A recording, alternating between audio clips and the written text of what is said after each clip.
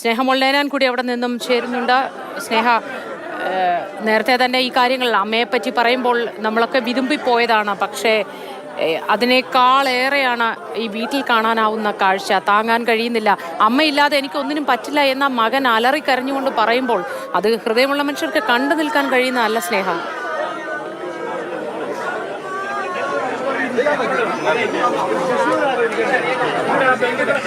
മോദി, തീർച്ചയായും നമ്മൾ ഈ ബിന്ദുവിൻ്റെ പ്രിയപ്പെട്ടവരിൽ നിന്നൊക്കെ പ്രതികരണം തേടിയപ്പോൾ അവരൊക്കെ പറഞ്ഞതാണ് എല്ലാവർക്കും പ്രിയങ്കരിയായിരുന്നു എന്നുള്ളത്.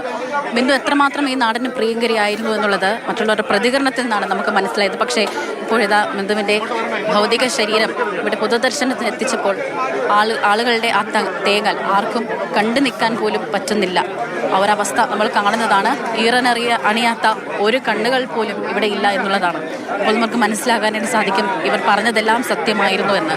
എല്ലാത്തിലും ആക്റ്റീവായിരുന്നു ബിന്ദു, എല്ലാത്തിലും ഓടി നടന്നിരുന്നു ബിന്ദു, ആ കുടുംബത്തിൻ്റെ അത്താണിയായിരുന്നു എന്നുള്ളത്. ഈ മകൻ്റെ ചോദ്യമൊക്കെ തന്നെ നമ്മൾ കേട്ടതാണ്. അലമുറയിട്ട് കരഞ്ഞുകൊണ്ട് ഈ അവസ്ഥയിൽ അമ്മയെ കാണേണ്ടി വന്നല്ലോ, അമ്മ എന്ത് തെറ്റ് ചെയ്തിട്ടാണ് അമ്മ എന്ന് ചോദിക്കുന്നുണ്ട്. അത് തന്നെയാണ് ഈ എല്ലാവർക്കും, ഈ പൊതുജനങ്ങൾക്ക് എല്ലാവർക്കും ചോദിക്കാനുള്ള ഒരു ചോദ്യം. ഈ സാധാരണക്കാരിയായ ഒരു വീട്ടമ്മ മകളുടെ ചികിത്സാർത്ഥം ആശുപത്രിക്ക് പോകുന്നു.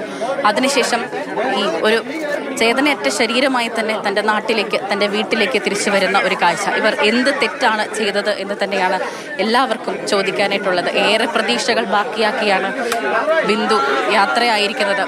മകൾ 2 ആഴ്ച കഴിഞ്ഞ് മകളുടെ ശസ്ത്രക്രിയ നടക്കാനിരിക്കുകയായിരുന്നു. മകൾ സുഖമായി ഭേദപ്പെട്ട് മകളുമൊത്ത് വീട്ടിലേക്ക് തിരിച്ചു വരും. തുടർന്ന് മകളുടെ നഴ്സിംഗ് പഠനം പൂർത്തിയാക്കും. അതിനുശേഷം തന്നെ കടബാധ്യതകളെല്ലാം തീരുമെങ്കിലും അങ്ങനെ മറുപടി പറയേണ്ടതായി വരും ഈ അധികൃതർ.